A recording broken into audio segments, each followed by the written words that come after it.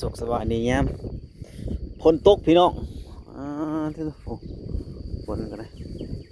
เดี๋ยวมื้อนี้พาพี่น้องไปเบิ่งเพิ่นหาปลาค่อนพี่น้องได้ยินข่าวว่าน้ำหลากเพิ่นว่าน้ำมาแห้งไปเบิ่งเพิ่นตึกสะดุ้งก่อนพี่น้องว่ามันสิมีหรือว่ามีคนแนะนำให้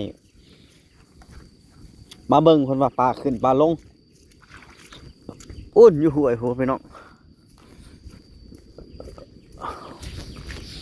เดี๋ยวเลาะเบิ่งก่อนเลาะไปเบิ่งก่อนพี่น้อง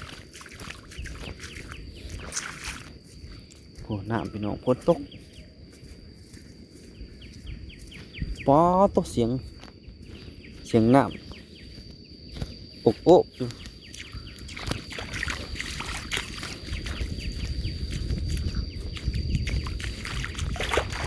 กลางเอา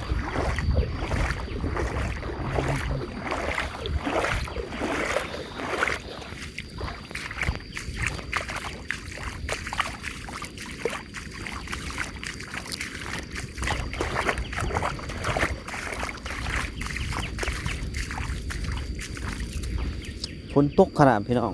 ถือจอกมานำถือหลบมานำพี่น้องอย่าฝนตกลัดทาง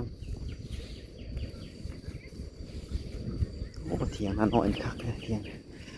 โอ้คลาสสิกขนาดเถียงขึ้น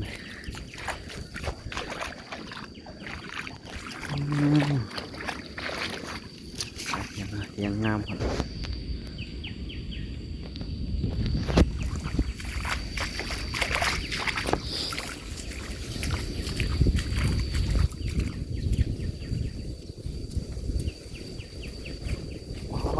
ทุกเสียงวุ่นอยู่แท้นะตะม่วนแท้